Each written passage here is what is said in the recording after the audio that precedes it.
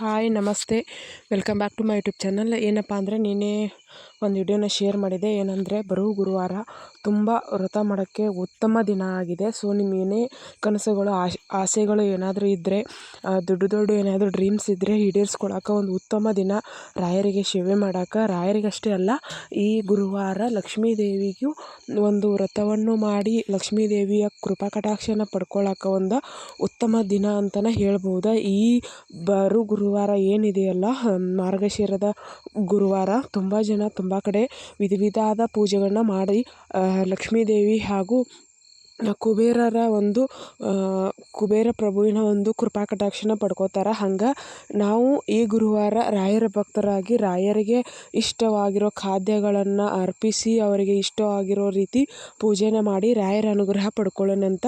ಅದಕ್ಕೆ ಯಾವ ರೀತಿ ಪೂಜೆ ಮಾಡಬೇಕು, ಹೇಗೆಲ್ಲ ಮಾಡಬೇಕು, ಯಾವ ರೀತಿ ಒಂದಿಷ್ಟು ನಿಯಮಗಳನ್ನ ಅನುಸರಿಸಬೇಕು, ಮತ್ತು ಪೂಜೆ ವಿಧಾನ ಹೇಗಿರಬೇಕು, ಮತ್ತು ಏನು ಪ್ರಸಾದವಾಗಿ ಅಥವಾ ನೈವೇದ್ಯವಾಗಿ ನೀಡಬೇಕು ರಾಯರಿಗೆ, ಮತ್ತು ಯಾವ ರೀತಿ ಇದು ಪೂಜೆಯ ಪ್ರೊಸೀಜರ್ ಇರೋಂತಂತೇಳಿ ಕಂಪ್ಲೀಟ್ ವಿಡಿಯೋನ ಫುಲ್ ನೋಡಿರಿ, ಗೊತ್ತಾಗತ್ತಾ. Share ಮಾಡ್ತೇನಂತ so ಮಾಡತ್ತೇನೆ. ಅದಕ್ಕೆ ಸಬ್ಸ್ಕ್ರೈಬ್ ಮಾಡ್ಕೊಂಡು ಆದಷ್ಟು ಜನಕ್ಕೆ ಶೇರ್ ಮಾಡಿರಿ. ಇಷ್ಟ ಆಗಿದ್ರೆ ಒಂದೇ ಒಂದು ಲೈಕ್ ಮಾಡಿ, ಹಂಗೆ ಕಮೆಂಟು ಮಾಡಿ.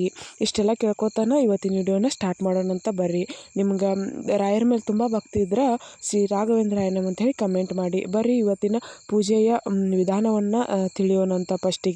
ಮೊದಲಿಗೆ ಏನಪ್ಪ ಅಂದರೆ, ನೀವು ಪೂಜೆ ಮಾಡೋದು ನಿರ್ಧಾರನ ಆಗಿದ್ರೆ ಮನಸ್ಸಲ್ಲೇ ಒಂದು ಗಟ್ಟಿ ಮಾಡ್ಕೊಂಡು ಒಳ್ಳೆಯ ಭಕ್ತಿ ಭಾವವನ್ನು ಮನಸ್ಸಲ್ಲಿ ತುಂಬ್ಕೊಳ್ಳಿ. ಅದು ತುಂಬ್ಕೊಂಡ ನಂತರ ನೀವು ಪೂಜೆ ವಿಧಾನಗಳನ್ನ ಸ್ಟಾರ್ಟ್ ಮಾಡಿರಿ. ಆಮೇಲೆ ಏನಪ್ಪ ಅಂದ್ರೆ, ಮೊದಲು ಮನೆಯನ್ನು ನೀಟಾಗಿ ಕ್ಲೀನ್ ಮಾಡ್ಕೊಳ್ಳಿ. ಮೊದಲು ನಿಮ್ಮ ಮನಸ್ಸನ್ನು ನೀಟಾಗಿ ಕ್ಲೀನ್ ಮಾಡ್ಕೊಳ್ಳಿ. ಆಮೇಲೆ ನಿಮ್ಮ ಮನೆಯನ್ನು ನೀಟಾಗಿ ಕ್ಲೀನ್ ಮಾಡಿ. ಅಲ್ಲಲ್ಲಿಗೆ ಮನೆ ತುಂಬ ಬಟ್ಟೆಗಳನ್ನ ಹರಡಿ ಅಥವಾ ಗಲೀಜಾಗಿ ಪ್ರತಿಯೊಂದು ಮೂಲೆ ಕೂಡ ನೀಟಾಗಿ ಕ್ಲೀನ್ ಮಾಡಬೇಕಾಗತ್ತೆ ಈ ವ್ರತ ಮಾಡಬೇಕಾದ್ರೆ. ಯಾಕಂದ್ರೆ ಲಕ್ಷ್ಮಿ ಒಲಿಬೇಕಂದ್ರೆ ಪ್ರತಿ ಮೂಲೆಯಲ್ಲೂ ಲಕ್ಷ್ಮಿ ಸ್ಥಾನ ಇರುತ್ತೆ ಅಂತ ಹೇಳ್ತಾರೆ. ಮೊದಲು ಅಲ್ಲಿ ನೀಟಾಗಿ ಕ್ಲೀನಾಗಿರಬೇಕು. ಸೊ ಮೊದಲ ಮನೆಯನ್ನು ಒಂದಿಷ್ಟು ಉಪ್ಪು, ಅರಿಶಿನ ಪುಡಿ ಮತ್ತು ಆಕಳ ಗೋಮೂತ್ರವನ್ನು ಹಾಕಿ ನೀಟಾಗಿ ಮನೆಯನ್ನು ಕ್ಲೀನ್ ಮಾಡ್ಕೊಳ್ಳಿ. ಶುದ್ಧವಾಗಿಟ್ಕೊಳ್ಳಿ. ಆದಷ್ಟು ನೀಟಾಗಿ ಮಡೆ ಮೈಲಿಗೆಯಿಂದ ಇರಿ. ರಾಯರ ಫೋಟೋ ಇದ್ದರೆ ನೀಟಾಗಿ ಒರೆಸ್ಕೊಂಡಿಟ್ಕೊಳ್ಳಿ. ಇಲ್ಲ ವಿಗ್ರಹ ಇದ್ದರೆ ನೀಟಾಗಿ ಕ್ಲೀನ್ ಮಾಡ್ಕೊಳ್ಳಿ.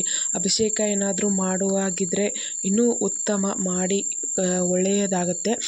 ಸೊ ಇದು ಮಾರ್ಗಶಿರ ಗುರುವಾರ ರಾಘವೇಂದ್ರ ಸ್ವಾಮಿಗಳ ವ್ರತವನ್ನು ಆಚರಿಸಲು ಮೊದಲು ಬೆಳಿಗ್ಗೆ ಮುಂಜಾನೆ ಬ್ರಾಹ್ಮಿ ಮುಹೂರ್ತ ಏನಿರುತ್ತೆ 4:15 ಆವಾಗ ಮಾಡಿದರೆ ತುಂಬ ಉತ್ತಮ ಅಂತ ಹೇಳ್ಬೋದು. ಮುಂಜಾನೆ ಪೂಜಾ ಸ್ಥಾನವನ್ನು ಸ್ವಚ್ಛಗೊಳಿಸಿ ರಂಗೋಲಿ ಹಾಕಿ ನಂತರ ರಾಘವೇಂದ್ರ ಸ್ವಾಮಿಗಳ ಫೋಟೋ ಅಥವಾ ವಿಗ್ರಹನಿಟ್ಟು ಪೂಜಿಸಿ.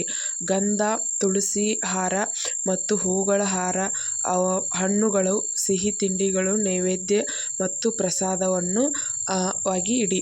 ಅಂದರೆ ಸಿಹಿ ಅಂದರೆ ಮುಂದ್ಗಡೆ ರಾಯರಿಗೆ ಹಣ್ಣು ಹಂಪಲು ಇಟ್ಟು ನೀಟಾಗಿ ಹೂಗಳನ್ನ ಏರಿಸ್ಬಿಟ್ಟು, ತುಳಸಿ ಏರಿಸ್ಬಿಟ್ಟು ನೀಟಾಗಿ ಚೆಂದ ಕಾಣುವಂತೆ ವಿಗ್ರಹನ ಅಥವಾ ಫೋಟೋವನ್ನು ಶುದ್ಧವಾಗಿ ಪೂಜೆ ಮಾಡ್ಕೊಳ್ಳಿ. ಆಮೇಲೆ ಪೂಜಾ ವಿಧಾನ ಹೇಗಿರಬೇಕಂದ್ರೆ, ಬೆಳಿಗ್ಗೆನೇ ಬೇಗನೂ ಕ್ಲೀನ್ ಮಾಡ್ಕೋಬೋದು. ಮೊದಲನೇ ದಿನ ಕೂಡ ಪೂಜಾ ಸ್ಥಳನ ಕ್ಲೀನ್ ಮಾಡ್ಕೊಬೇಕು. ಆಮೇಲೆ ರಂಗೋಲಿ ಹಾಕುವುದು ಮರಿಬೇಡಿ. ರಂಗೋಲಿ ಮೇನ್ ತುಂಬ ಇಂಪಾರ್ಟೆಂಟ್ ಆಗಿರುತ್ತೆ. ಆಮೇಲೆ ಮನೆಯ ಮೇಲೆ ಅಥವಾ ಇವು ಏನಾದರೂ ನಿಮ್ಮ ಮನೆಯಲ್ಲಿ ಬೇರೆ ಏನಾದರೂ ವಸ್ತು ಇದ್ದರೆ ಇಡಿ. ಮನೆ ಮೇಲ್ಗಡೆ ಒಂದು ಶಾಲು ಅಥವಾ ಏನಾದರೂ ಹಾಸಿಬಿಟ್ಟು ಫೋಟೋ ಅಥವಾ ವಿಗ್ರಹನ ಇಡಿ. ವಿಗ್ರಹ ಇದ್ದರೆ ಒಂದು ತಾಮ್ರದ ತಟ್ಟೆಯಲ್ಲಿಟ್ಟರೆ ತುಂಬ ಉತ್ತಮ. ಆಮೇಲೆ ಅಲಂಕಾರಕ್ಕೆ ವಿಗ್ರಹಕ್ಕೆ ಗಂಧ ಹಚ್ಚಿ, ಆಮೇಲೆ ತುಳಸಿ ಹಾರ ಹಾಕಿ, ಹೂವು ಹಾಕಿ, ನೈವೇದ್ಯಕ್ಕೆ ತಾಜಾ ಹಣ್ಣುಗಳು, ಸಿಹಿ ತೆಂಗಿನಕಾಯಿ ಮತ್ತು ವೀಳ್ಯದೆಲೆಯನ್ನು ಅರ್ಪಿಸಿ ಮೊದಲು ಗಣಪತಿಯನ್ನು ಪೂಜಿಸಿ ಮತ್ತು ಆರಾಧಿಸಿ ರಾಯರ ಪೂಜೆಯನ್ನು ಮಾಡೋದರಿಂದ ಇನ್ನೂ ಉತ್ತಮ ಅಂತ ಹೇಳ್ಬೋದು.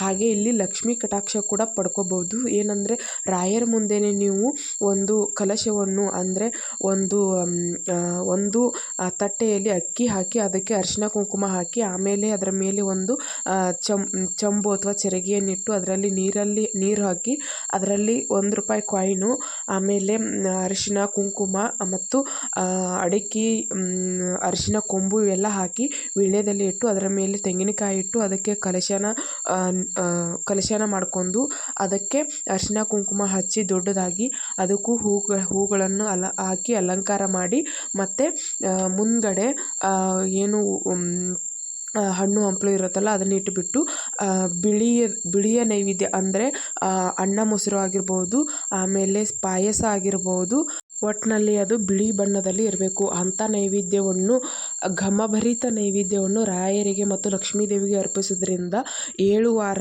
ವ್ರತ ಮಾಡಬೇಕಾಗುತ್ತದೆ. 7 ವಾರ ಕಂಟಿನ್ಯೂಸ್ ಆಗಿ ವ್ರತ ಮಾಡಬೇಕಾಗತ್ತೆ.